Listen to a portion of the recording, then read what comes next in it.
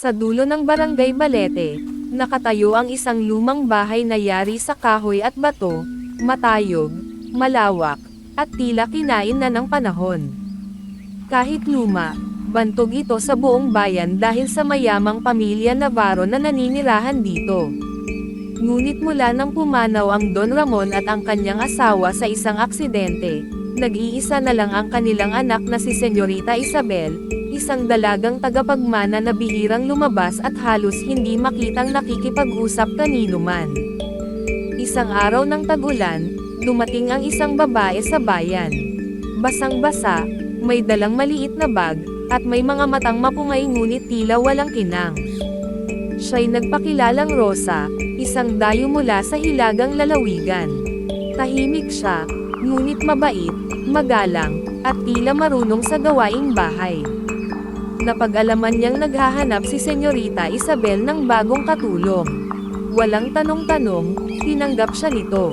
Noong unay tahimik ang lahat. Si Rosa'y masipag, tahimik, at tila napakaalam sa mga gawain sa bahay kahit walang nagtuturo. Pero sa pagdaan ng mga araw, may mga bagay na napapansin si Isabel, may mga mumunting tunog sa gabi, tila mga yabag sa ikalawang palapag kung saan walang ibang nakatira. Minsan, sa madaling araw, nagising si Isabel at nakita si Rosa sa balkonahe, nakatingin sa kagubatan, bulong ng hindi niya maunawaan. Rosa, tanong niya. Hindi siya nilingon ni Rosa.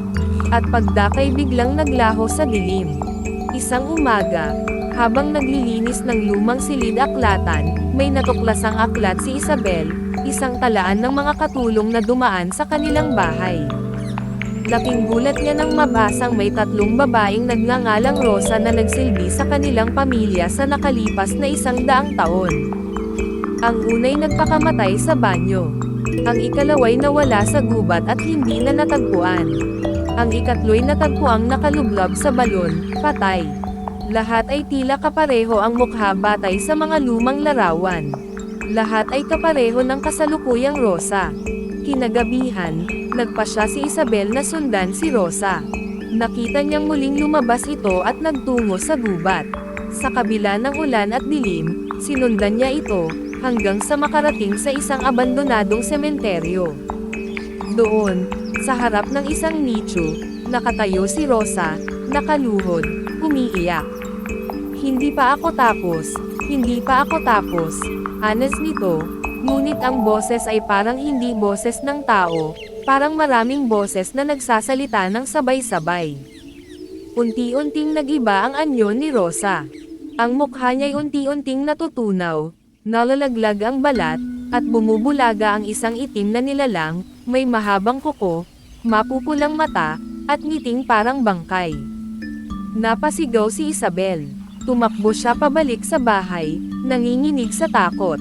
Nang sumunod na araw, walang Rosa. Wala rin ang kanyang mga gamit.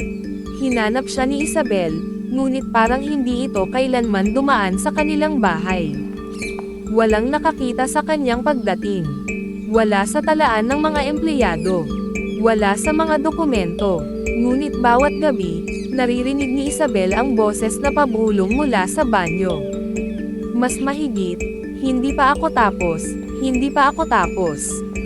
Minsang sinilip niya ang salamin, may bakas ng kamay sa loob. At sa isang iglap, nakita niya ang mukha ni Rosa, nakangiti, nakatitig, at tila may hinihintay. Hanggang ngayon, sa bahay ng mga Navarro, sinasabing may gumagalang anino. Sinasabing ang bawat katulong na dumarating ay laging naglalaho, at sa bawat pag-ulan, isang babae ang matiyagang naghihintay sa balkonahe. Hindi siya umaalis, dahil may kailangan pa siyang tapusin.